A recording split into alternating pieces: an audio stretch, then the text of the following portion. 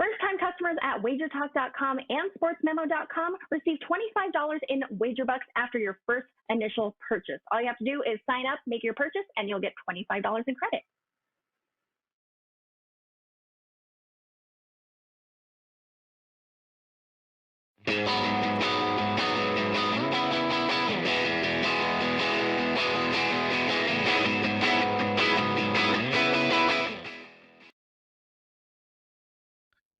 Oh, welcome to Wager Talk Today. Teddy covers the Prez. Dave Cokin with us, also coming up soon. But Teddy, we got to get right into our lead story. You know, you pick it every day. I thought for sure you would go with Prez is on a 21-5 baseball run. But no, that doesn't make the lead. Nick Saban does. He's got COVID. Teams are canceling right, left. We just had another one today. This is the new normal. Yeah, I mean, unfortunately, the lead story today is unquestionably COVID. We now have 2 SEC games canceled. We're talking about LSU, Florida, canceled this week, or postponed. I shouldn't say canceled. They're postponed until sometime in December when things are supposed to be better. LSU, Florida, Missouri, Vandy both get postponed. You have Ole Miss with an outbreak that isn't big enough yet to cancel their game this weekend. And then you have the head coach of Alabama to go along with, 6 other head coaches in college football, including Les Miles, who was the former rival of Nick Saban. Both guys have been diagnosed with COVID-19. Obviously, the SEC is dealing with major issues. And we haven't even started the Big Ten season or the Pac-12 season or the Mountain West season, and then we're seeing it in the NFL as well. Today, the Atlanta Falcons had to shut down their facility this morning. So, unfortunately, we don't want it to be the lead story, Prez. From a betting standpoint, we don't want to be talking about this stuff. But we got to talk about this stuff. It's what's going on in college football and the NFL right now, and that is cancellations and concerns about players and staff getting sick. Yeah, I mean, it's terrible, Teddy. None of us really have any words. Let's just hope this ends at some point soon. But on a lighter note, I'm on a 21-5 baseball run, Teddy, and my clients are making the dough. Oh my God, I'm so excited. Dude, you know what? I'm excited about it. Like, yesterday I was on the Dodgers. I mean, square as hell, I get it. I know, but it won. It won going away. I'm like having freakouts on every baseball game right now just because I want this run to get bigger and bigger and bigger, picking up more clients. So yeah, today going to be freaking out again. What's happening today? Dave Cokin up in 2 minutes less. We're talking Kentucky, the Georgia game as well. We talked about that yesterday. Line moves galore. Texas A&M. Gianni, dude. My wife is excited. I'll tell you about that when he comes on. The Green Bay, Tampa Bay game, Arizona and Dallas, and we're talking the UFC main event. Of course, Ralph Michaels with us. And what do you got for us in your big game breakdown? Big game breakdown. We're going to talk Dodgers and Braves game 4 tonight. Well, yesterday, pretty easy, as you mentioned, if you have LA. We'll talk about that a little bit later in Bad Beats, Bad Bets, and Bad for the Book. Let's get to it. Dave Cokin, the legend, one of the hardest working men around, joining us talking college football. Dave, a happy hello to you, my friend. I don't know if I'm one of the hardest working men around. That I've never been accused of that before. Okay. So By the way, on a lighter note, now, I'm on a 21-5 baseball run. Well, I'm okay, 12 Dave, and I'm 2. just kidding. I'm 12-2 in the playoffs the last 2 years, so that's pretty good too. And he shows me up quick. Dave, let's get straight to it, dude. And yeah, you're incredible. I have a baseball. question. Yep. I'm seeing Teddy. I mean, I can compete with you. You're wearing a T-shirt, so it's no big deal. Teddy with the jackets every time I'm on.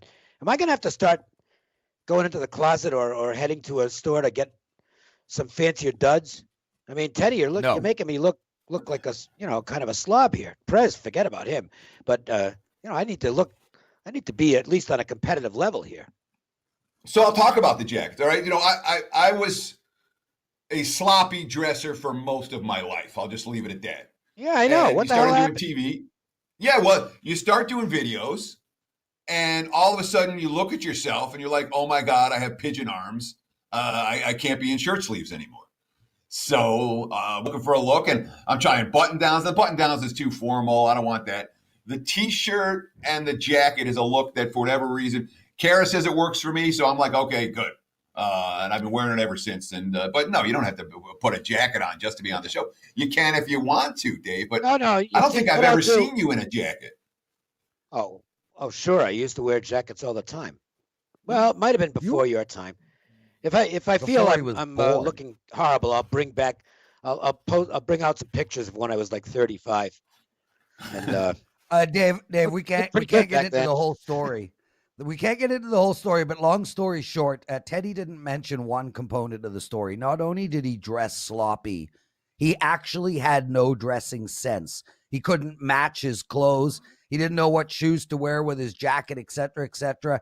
He reached out to me when I was in Vegas. We went shopping, 6 hours of shopping. I literally purchased everything in this guy's wardrobe. I'm like, these shoes are incredible. Teddy's like, I'll buy 2.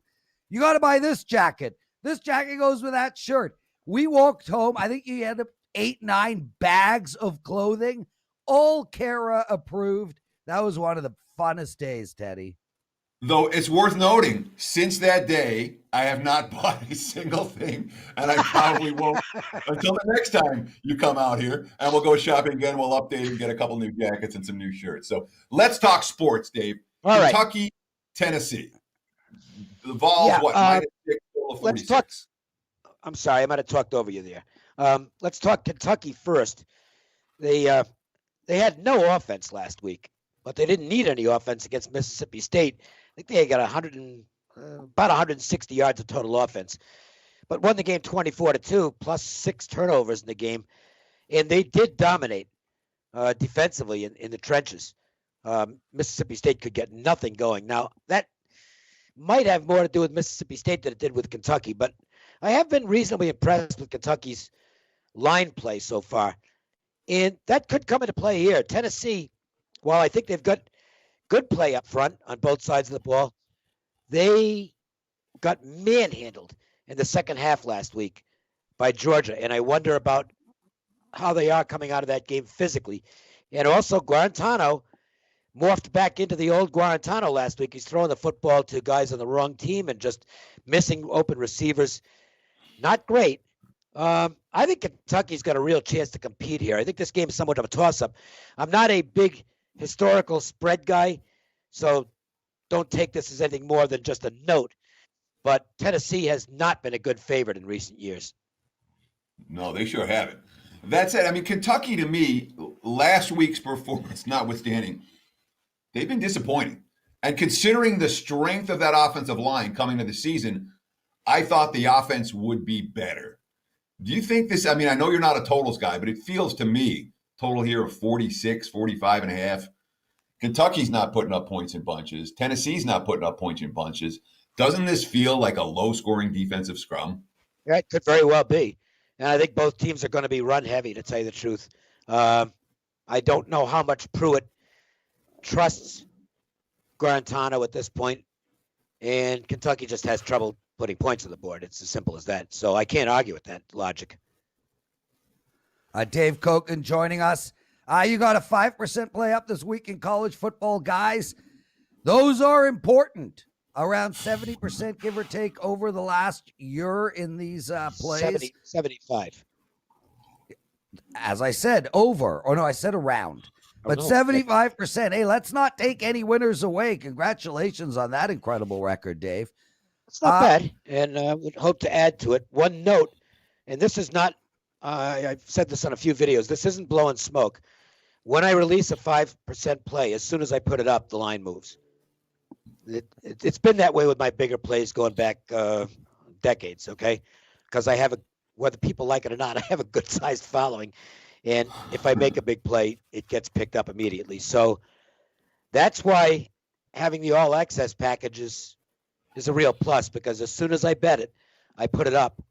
And the guys who have the all-access package are simply going to get better lines than people who wait to buy it. The line has moved on that game. Yeah. Hey, look, dude, you're a legend, and everybody knows it. You've been doing this longer than a lot of our viewers have been alive. Thanks for It's that. no wonder the line moves.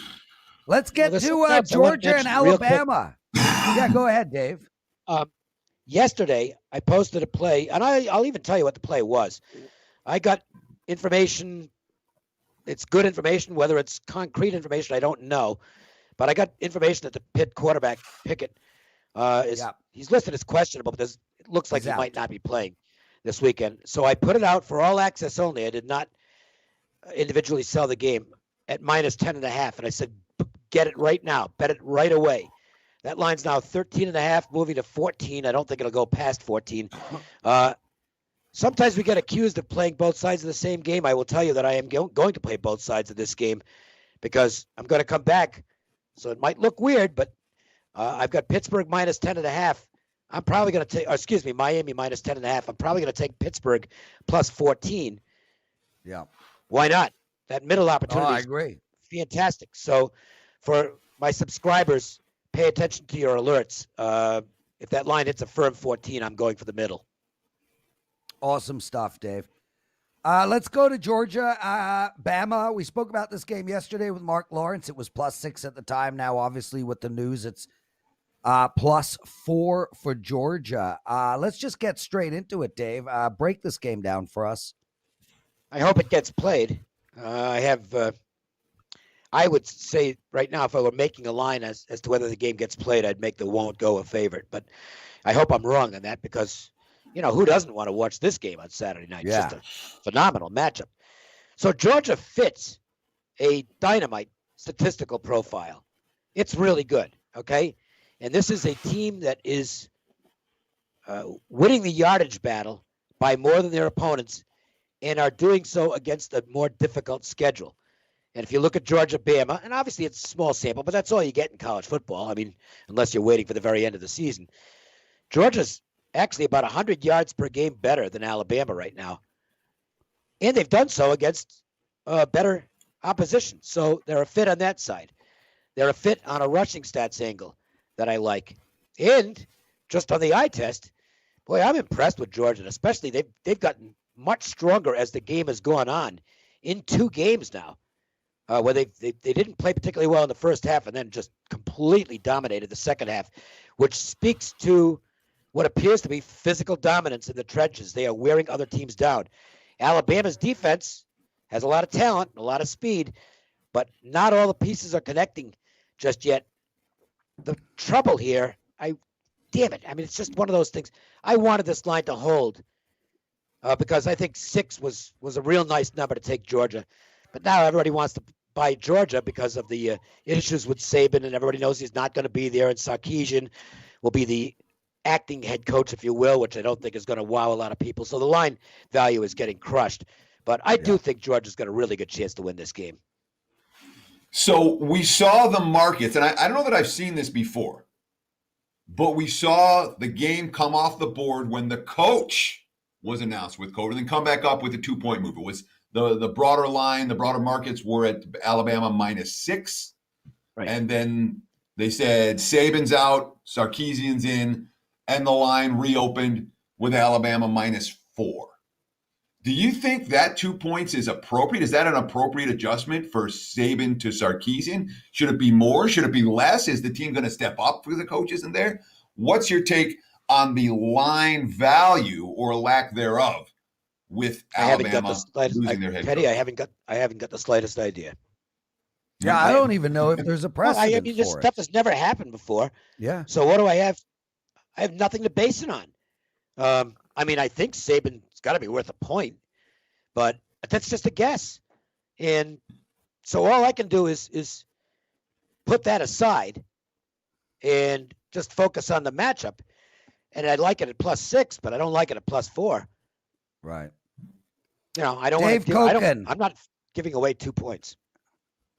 Dave Cokin, one of our viewers writes, Sean Carson, I started listening to Dave on the radio 30 years ago.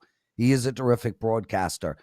That is awesome. This guy has been listening to you for 30 years. Not many things Teddy and I have done for 30 years. Teddy, for sure, complain, be miserable, be upset, frustrated. That's his specialty. He's done that for 30 years.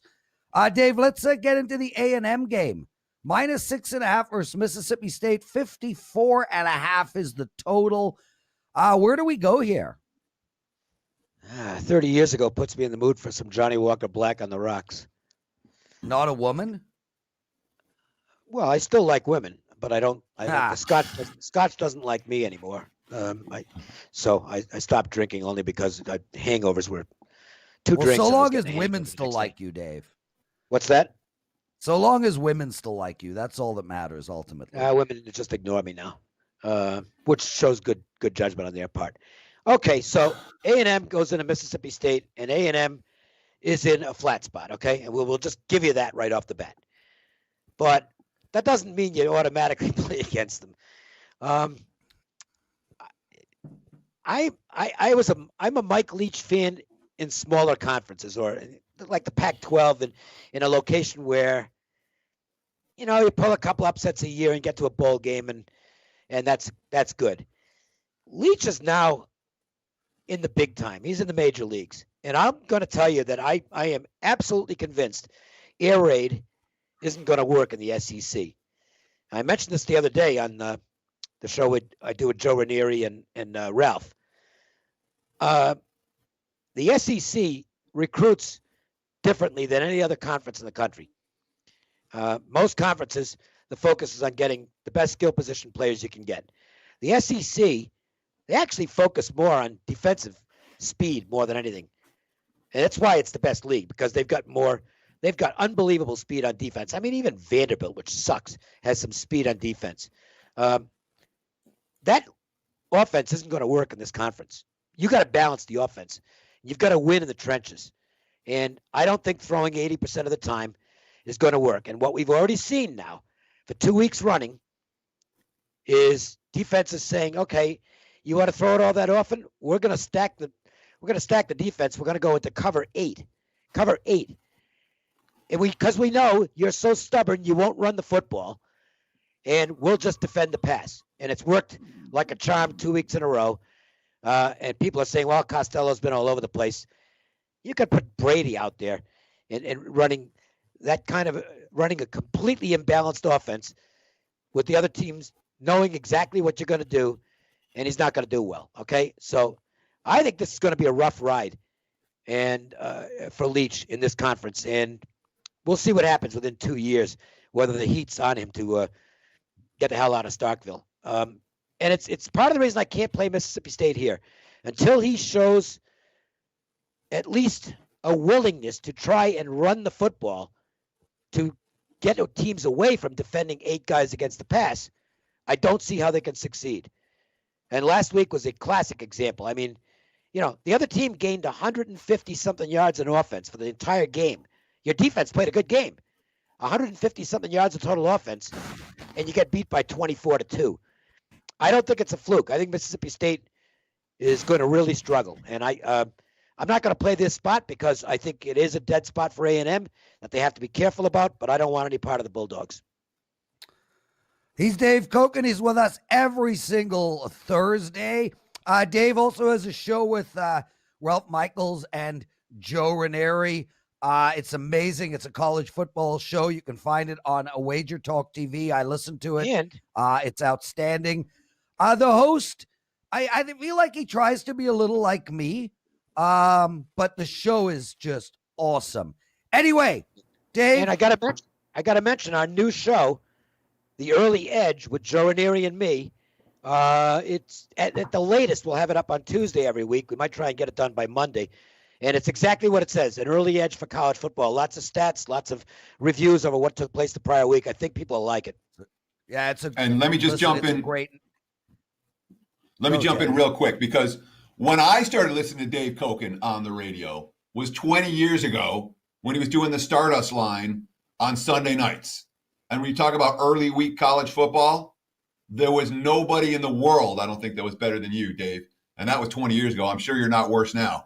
Yeah. I think that's a good show to watch early in the week. with David. Yeah, What's it called? I'm a little worse this year, but only because of COVID. I mean, I got my 5th canceled game now. Cincinnati at Tulsa was a play for me, and that's number 5. That's down the drain now. So that's the way it goes.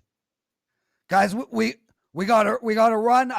Watch that show. Not only do you get Dave, but Joe Ranieri is the single best host we have at Wager Talk. He's just too damn busy to host all the shows. I got a text from Johnny yesterday saying, be careful, Joe will be hosting Wager Talk Today by the end of 2020. And then I put an LOL next to it, thank God. Anyway, he's talking in my ear by the end of the month, yeah. Get out of here, guys. Let's take a break. We're right back with Gianni. First-time customers at WagerTalk.com and SportsMemo.com receive $25 in WagerBucks after your first initial purchase. All you have to do is sign up, make your purchase, and you'll get $25 in credit.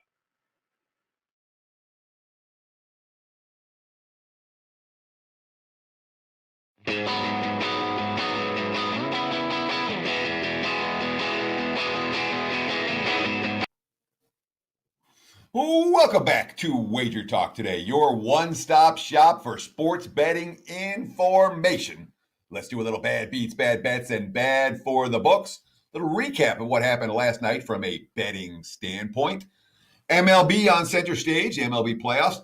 And I got to think that last night's game with the Dodgers and over, that was probably the worst game of the postseason for the house. Everybody had the Dodgers. We talked about the line move yesterday. We talked about it was the squarest side in the world. It didn't matter, obviously, with the score 11-0 in the top of the first inning. So we got to talk bad beats, bad bets. If you had the under in that Dodgers game or the Braves game, whatever you want to call it, but if you had the under, that was a bad bet. When they score 11 in the top of the first and the game cashes, you're over. It doesn't, there's a chance you can get out of that. 11 runs in the top of the first, you got an under. You're like, let it rain, but it doesn't rain much in Arlington. Game goes full. Bad bet, Dodgers under yesterday. Sharp money came on the Astros. Books that cater to sharp bettors did not do particularly well, with Houston finding a way to get one against Tampa. We'll see if they get a second one tonight. And in college football, lots of money on Louisiana Lafayette, plus -7.5. all the way up to -9.5 against Coastal Carolina. They lost the game straight up. The Chanticleers get the straight up win. Worth noting, we talk all the time. Don't have one out, have two outs. Don't have two outs, have four outs. Don't open up one account, open up 6 accounts. Take your money and split it around. At the close yesterday, you could have had Louisiana Lafayette, Coastal Carolina over 57. That was available offshore. Here in Vegas, 59.5. At the same time, you can get over 57, under 59.5. It lands 57. Somebody got a push with an over on the 57. Not many people, but somebody did. Everyone else who had the over lost in that game. Prez, back to you. Teddy, I hate that my favorite segment on Wager Talk Today doesn't include me, but what can you do? Okay, let's get into it. Let's welcome everybody. Chad, Josh Kiss, nice to see you. Abel, always. Rico, Warren, RV, Adam Lassman, Jason C, Nate. Love having you guys with us. It means the world to both Teddy and I. Teddy, a couple of promos I want to give out. The same one we've been pushing. WTT 19, Wager Talk Today 19. Any first-time buyers, head over to Wager Talk and or Sports Memo. You can buy a 3-day all-access pass to any handicapper you want for only $19. Regular $69, and you get $25 in wager bucks as well. The other thing, Teddy, is if you guys watched the NFL presidential address last night with Ralph Michaels and myself, halfway through the show, Ralph and I decided to ad-lib a special promotion for Matt Joseph. Mid-Major Matt will be on tomorrow's show giving out NFL props. We made a promotion for him. The promotion is MJ99. Matt Joseph 99. MJ99. You get it at sportsmemo.com, and it's $99 for a month of all his plays. Teddy, you have never been sold that low. I have never been sold that low. $349 is the regular price. Only $99 over at sportsmemo.com. What's the lowest that you've ever been, dude, month-wise? I pay no attention. Honestly, when it comes to the sales stuff, Prez, maybe it's hurt me over the years.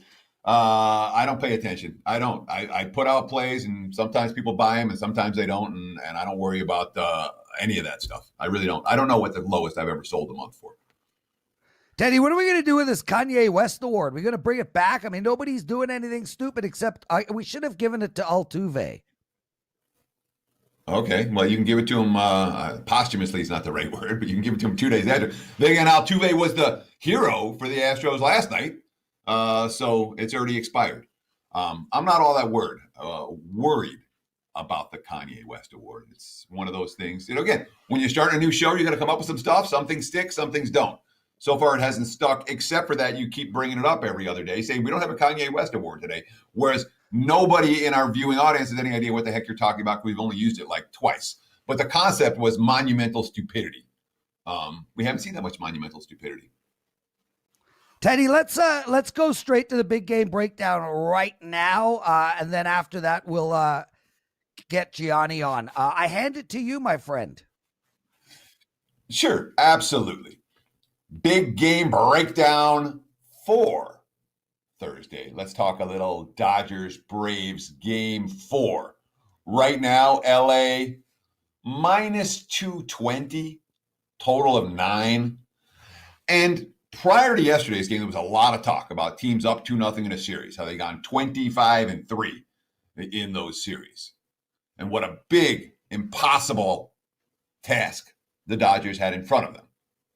And then they scored 11 runs in the top of the first inning. And then you say, wow, now I understand why, despite the fact that teams down 2-0 were only 3-25, the Dodgers are only plus 190 in the series. Now, trailing 2-1, the Dodgers are favored in the series. They're minus 115, minus 120 right now. There's a couple books that have it minus 110. But if you look at that WagerTalk live odds screen, you'll see the majority are at minus 120 for the Dodgers on the series price, despite the fact that they're trailing. Why? Well, they got Kershaw on the hill today, and they got Kershaw on the hill against a Braves team that is essentially playing a bullpen game today. The Dodgers 10-1 in Kershaw's last 11 starts, 1-1 to open the season. Since then, 10-1 his last 11. He allowed 4 earned runs back on August 8th versus San Francisco. He hasn't allowed more than 3 earned runs in any game since. The Dodgers 9-1 on the run line in Kershaw's last 10 starts. On pace for 10-0. But Jansen, you remember he gave up the 2 runs in the 9th against the Padres in Kershaw's last start. So it was only a 6-5 final. They didn't cash the run line in that, but they were in position. They were up 6-3 in the 9th inning. In that ball game. So we have Kershaw in good form. We have the Dodgers being priced as the markets as clearly the better of these two teams. It's a bullpen game for Atlanta. And one thing that's not being talked about enough, I don't think, Prez, the Dodgers have the most depth in baseball. It's not even close. When you talk about the 26th guy in the roster and the 28th guy in the roster with these expanded postseason rosters. When it comes to quality depth, no one is better or deeper than LA. They have the biggest bankroll. They have the deepest pockets. They have the deepest roster. In a playoffs where they're playing one day after the next, you don't have that 2-3-2 format. You don't get the off days. When you have 7 games in 7 days, depth matters. The Dodgers' depth most assuredly matters here. Bullpen game for Atlanta. I know sometimes those are tricky. Sometimes the bullpen comes in and just you're facing one type of pitcher this inning and another type of pitcher the next inning, and the offense never finds a rhythm. But Dodgers are big chalk here for a reason. Dodgers are favored in the series for a reason. And Atlanta has a history of blowing. Who blew a 2-0 series lead? The Braves did that in the World Series. Wouldn't be surprised at all if they do it here. If I'm playing tonight, it would be LA. You can lay the 220. You may want to look at the run line for the Dodgers. Obviously, Kershaw has been pretty darn good at keeping LA in contention to cover the -1.5. Dodgers or pass for this better in Game 4 of the NLCS.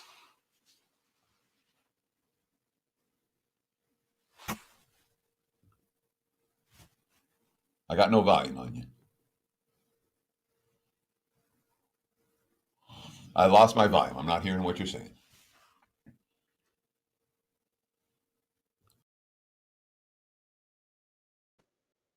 Oh. Oh, sorry, man. I got it, guys. My fault. I was on mute. I was calling Gianni. Guys, quick break. We're right back. First-time customers at WagerTalk.com and SportsMemo.com receive $25 in WagerBucks after your first initial purchase. All you have to do is sign up, make your purchase, and you'll get $25 in credit.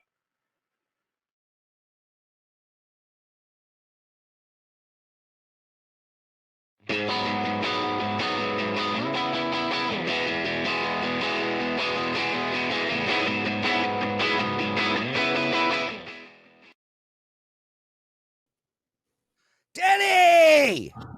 We got Gianni with us, and I'll tell you that one thing. That excites Vivian. Last night, I'm sitting with Vivian. I'm like, what do you think of the guests on the show? She's like, oh, I really like Gianni. This guy, he might be good for my sex life, bro. So she'll be sleeping with you and thinking about him? I don't know if that's good for your sex life. Are you? Dude, last time we had Gianni on, I'm like, show Kara how excited he is, this, that, and the other. You're like, I don't want to show my woman another man before we have sex. I'm like, dude, I'm in my 50s. Anything to get him excited. If I got to if you want to think about Gianni while you're riding me, go right ahead.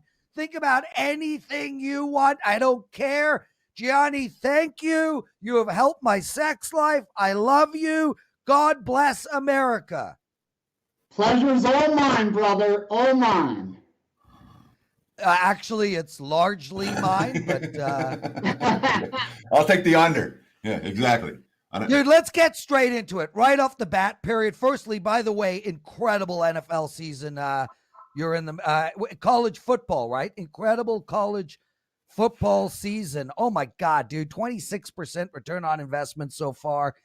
Huge shout out to you on that. Way to go. It's been a strange college football year. You've been navigating it just like you do every other thing. Outstanding.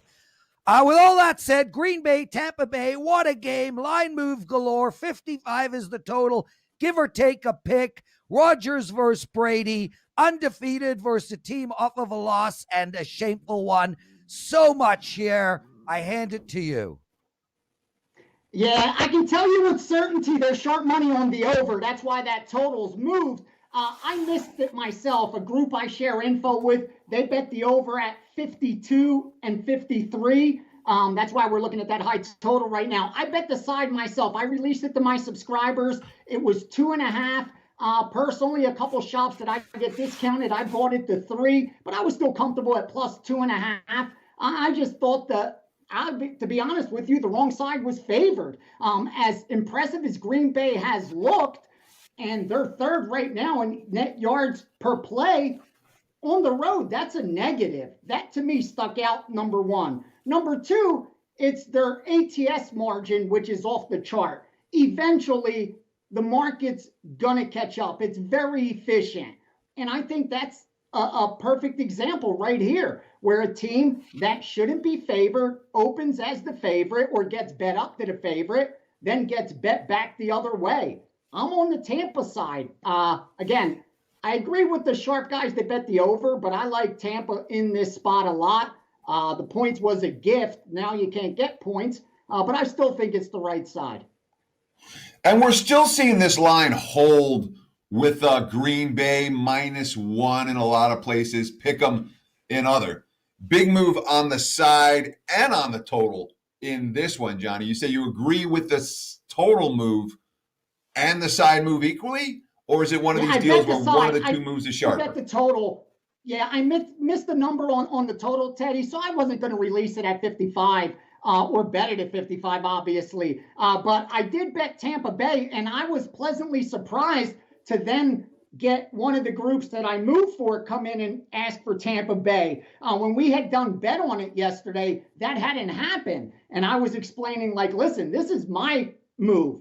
You know, I'm not an originator when it comes to NFL. I don't move markets in the NFL. I don't get that respect. You know, fortunately, I get good information and I do my thing, but I'm honest when it comes to that.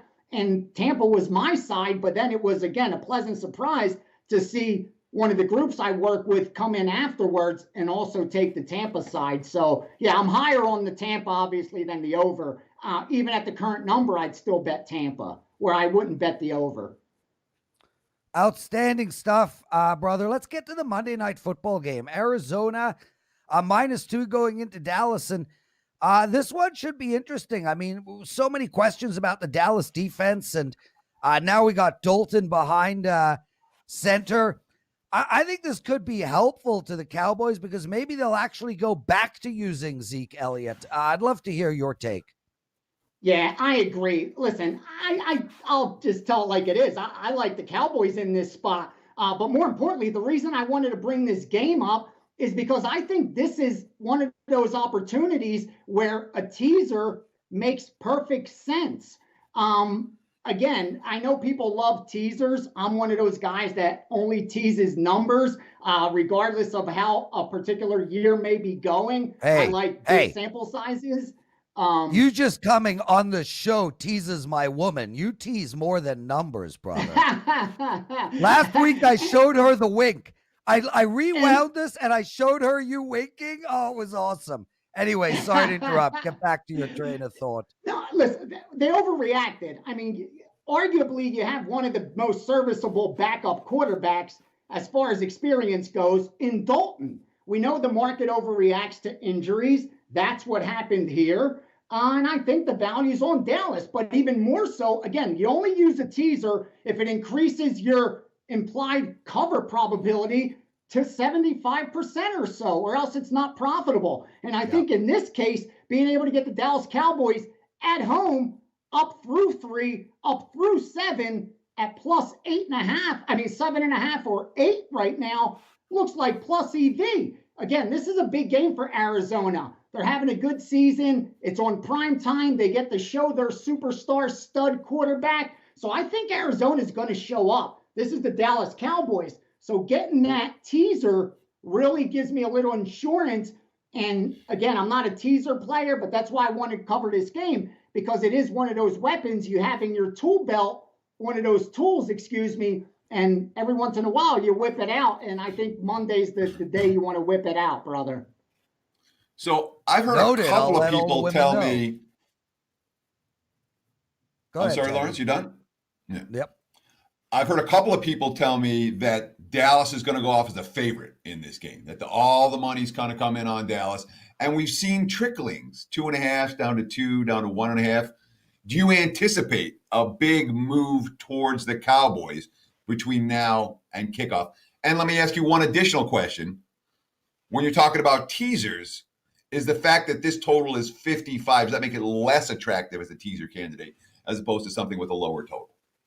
100%. Obviously, points, you want low-scoring games. That's where the 6 points are going to matter the most. If you're expecting 70 points scored, there's not too much value in getting an extra couple. If there's going to be 30 points scored and you're going to give me 6, I got a huge advantage on you. So you want to look for lower scoring games. Obviously, this doesn't present that or offer that opportunity. So that's a negative.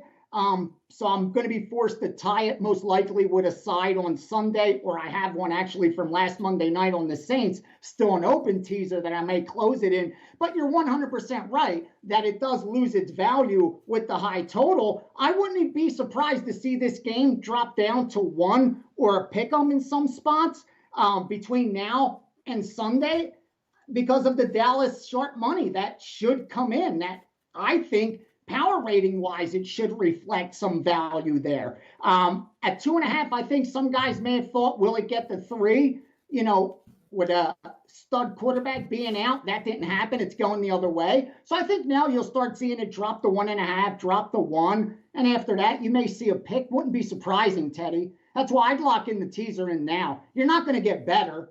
You can only get worse. Incredible stuff, Gianni. Before we get to the UFC card, I got to read a comment from a viewer. Gianni, give your barber's number to Teddy and your dentist's number to the Prez. I'm going to share a little secret with you guys. I'm one of the few men on the planet that can say his wife is positive EV. Very few gentlemen are able to say that. I had the privilege of marrying a woman who was a hairstylist. So I've gone 20 plus almost 25 years of not spending a single dollar for my hair, for getting hair products, high-end hair skin products at discounted rates for the last 20, 25 years. So I made a wise decision there. Again, my wife's plus EV just on that fact alone, not having to pay for a haircut all those years, and I get it done every week, every 2 weeks at the most. And then the teeth, I'll be honest there too. I grew up in Philly. I spoke Greek in the house. My parents, we didn't come from much. We didn't have dentists. My teeth were terrible. As soon as I had some money, that was always my insecurity. Ace went out and got these done. These are veneers. They're not my teeth. It's my Teddy, teeth underneath. They're not fake. They're veneers. I got a big job done. Bridges, titanium, implants, how do I stop all him, kind Teddy? of stuff for this to happen. It's not easy, dude. It's hard work. You don't need to stop that was him. Great. What, Teddy?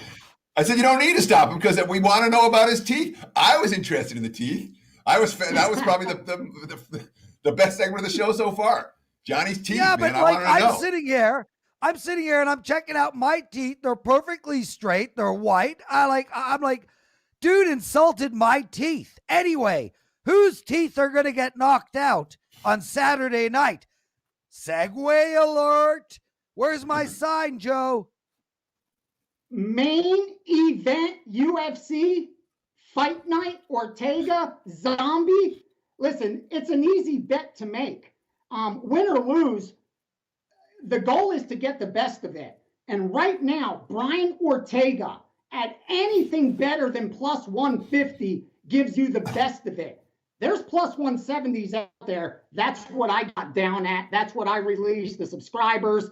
I love this spot. Bottom line, simply, I won't even get into the X's and O's. Here's what you have to know. Brian Ortega's lost one fight. That was his last fight.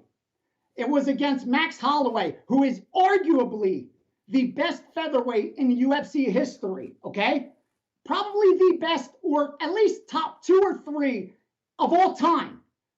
This gentleman, Brian Ortega, went off as a favorite against Max Holloway. That's right, a favorite. He lost that fight.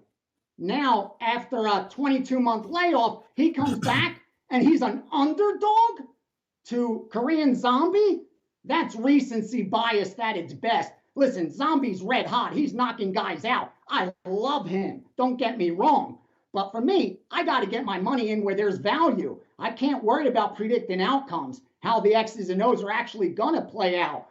So for me, I just think getting Brian Ortega, who's 4-1 as an underdog, now a dog again, and that the only time he lost, he actually even went off as a favorite in that spot. I love it. Where Korean Zombie's been a favorite, he's 1-2 as a favorite. He's been profitable as an underdog. Now the roles switch. We see it in sports all the time, in team sports, where a team's profitable as an underdog. Once they get a little hype, they start switching roles. Now you're the favorite. Things start to change. Results aren't as good. And I think this is a classic example of undervalued versus overvalued, and getting plus 170 on a fighter who has one loss on his record, and that was to arguably the best featherweight on the planet. I'll take him at plus 170. I'll take him at plus 150. I'd take him at even money, to be perfectly honest with you, because he should be favored. So give me Ortega. Well, I was about to ask you a question, and you just answered it right at the end. I'm like, I'm not seeing the plus 170s on the Wager Talk live odds screen. I'm seeing the plus Not no 160s, plus 150s. But you're like, you like it down to pick them. Yeah, that answers that question completely. Anytime it's going up, Teddy, anytime it's going above that 150 range, bam, it's been picked off at 160, 170. I saw 175 earlier in the week. Like, he had gotten up to minus 215 in some spots. So, you know, it got way out of hand. I think that was probably the high of the market. I doubt it gets back to that 210 range. But anything 150 or better, you're really in the driver's seat. Gianni, brother, I can't thank you enough for your time. I know you are busy as hell. You got to go clean those teeth of yours, dye that hair, and hang out with that gorgeous wife. What do you got to promote? Anything? Just this. What else you need to promote? You're looking at it. Here's the promotion. Well said. I got a huge college football and NFL card coming up this weekend. There's UFC. There's so much. Oh, yeah, and I have a Tampa Bay Rays 20-1 ticket just waiting to get cashed. So things are good in my life right now. I can't complain. God bless America. What a country. What a country. Get out of here, bro. Let's Thanks for having me. I love you both. Break. Give my best to Viv. She's my favorite.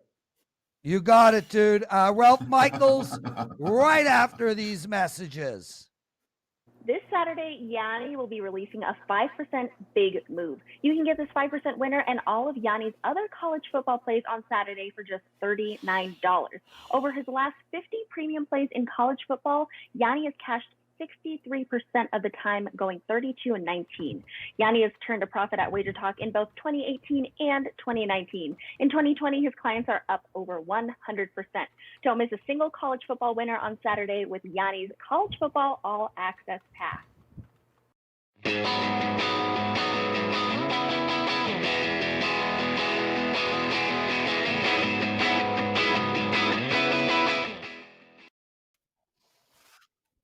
Teddy, man, he is awesome. I like just sit back and let that ball of energy roll down the mountain.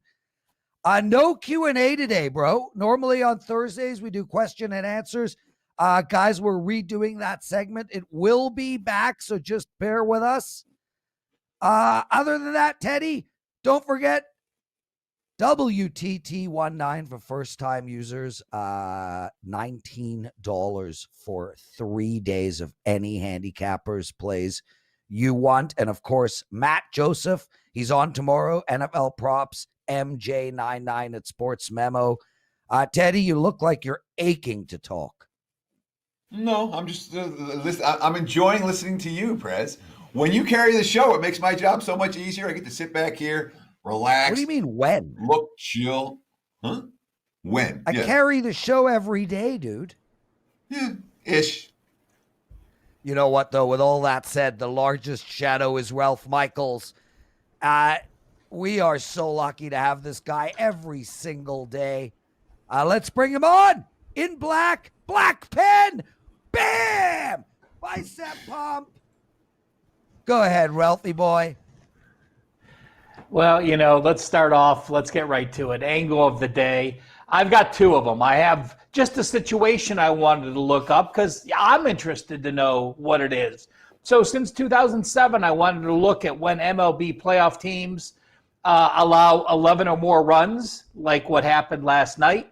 Those teams, the next game, despite being an average line of minus 102, have only gone 8-19. So a poor number there after going deep into your bullpen or the starter getting shattered like he did. And then I wanted to give you an NFL system to look for towards this week. And again, we play this game with Teddy. I get thumbs up, thumbs down if he thinks it makes sense and he likes it. So here it is, Teddy.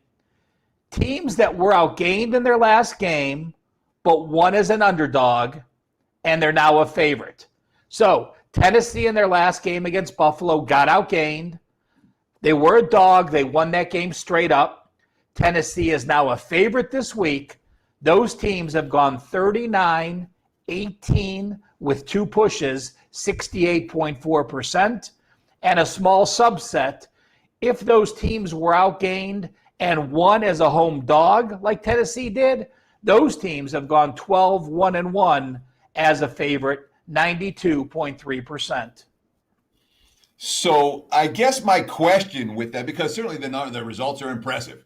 When you talk about the 68% over a decent sample size and 93% over a smaller sample size, you got to pay attention to those numbers. But where's the correlation here? I don't see that a lot of times with your angles and your trends. I'm like, that makes perfect sense.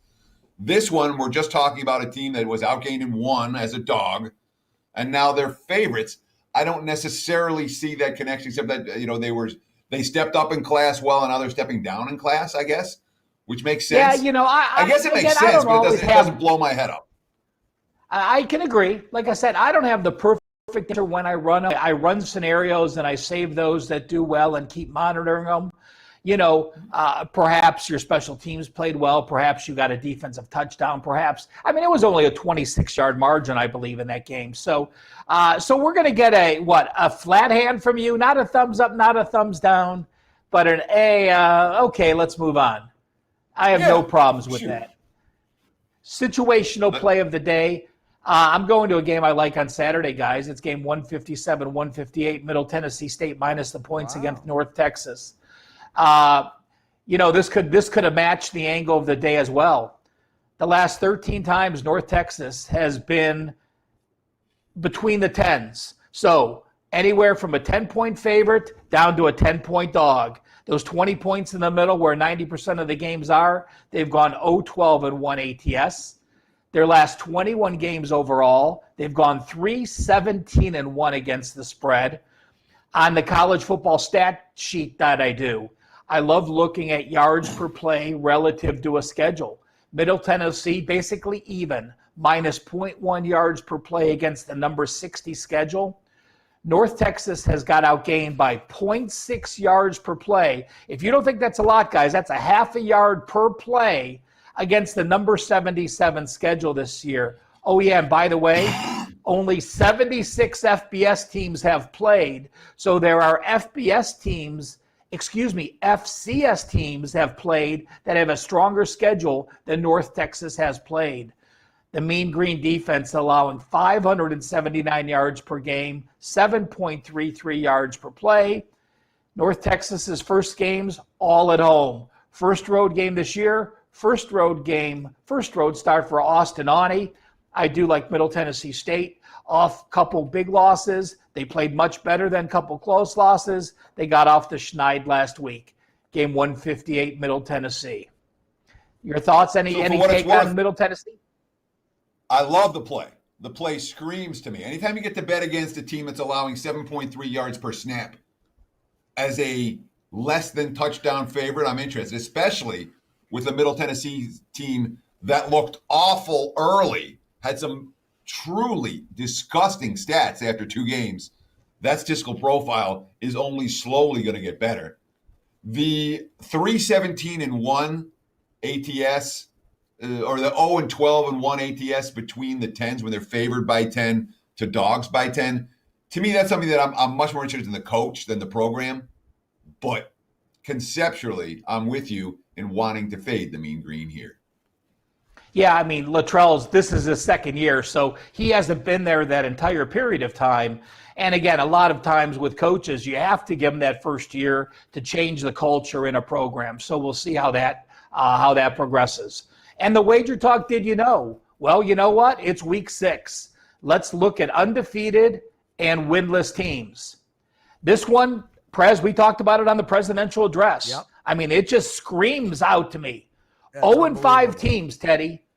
0-5 teams since 1989 are 62.1%. Obviously, teams do not respect you.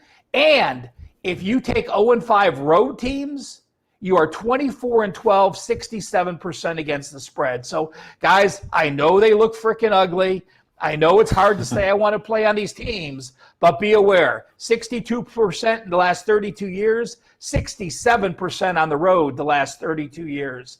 And how about teams that have no losses. I say that because some buys start creeping in now in week 6. So these teams can either be 4-0 or 5-0. Since 1991, those undefeated teams week 6, 42%. Not good. Why? Those are now public teams. You are undefeated going into October. You are a public team. Vegas makes adjustments. At home, 40%. And if you are at home and you exclude big favorites of 11 or more, you are 7-14, 33% against the spread. So again, it makes sense to handicappers because 0-5 teams are teams that the public are not going to bet. Vegas makes adjustments. Undefeated teams are public teams that Joe Public is going to bet. Vegas makes adjustments. Well, Michael's outstanding stuff. Sorry, Teddy, go ahead, and then we got to clean. I'm just going to say, Ralph there's a 67% system that has paid dividends. When I first moved to Vegas, the winless team after 4 games, the winless NFL team after 4 games was the trend and angle that I was looking at. That was profitable consistently. Now you're talking about teams that are winless after 5 games. That means you're betting on the Jets. You're betting on the Falcons and the Giants this week. Yeah. I would not be surprised at all if those teams go 2-1 ATS or better. Awesome stuff. What a show, guys. Everybody, thank you again for joining us. Teddy, Nate said he tweeted out a picture of you and me on Twitter. I'm so bad on Twitter. I can't. How do I even find this picture? What do I do? I'm not giving you Twitter instructions, dude. I'm an old man. He tagged you, so it'll be on your timeline. All you got to do is look at tweets and replies. It'll be right there. Okay. Just click over. Yeah, it's not hard to find. He gave me Twitter advice. Teddy, yeah, you know what? Make fun of me. Joe put signs up. It's all good, guys. When you got biceps like that, you're just a happy man. Anyway, Teddy, take us home. We want to thank Gianni the Greek for joining us today. We want to thank, who was the first guest? Dave Cokin for joining us today. Yeah. And, of course, Johnny Cash, a.k.a. Ralph Michaels, to close out the show. Thanks to you for taking time out of your busy day to hang out with us. And please check back again tomorrow because we'll be right back here on WagerTalk Today, 9 a.m. Pacific, noon on the East Coast. Enjoy the games tonight and good luck. First-time customers at WagerTalk.com and SportsMemo.com receive $25 in WagerBucks after your first initial purchase. All you have to do is sign up, make your purchase, and you'll get $25 in credit.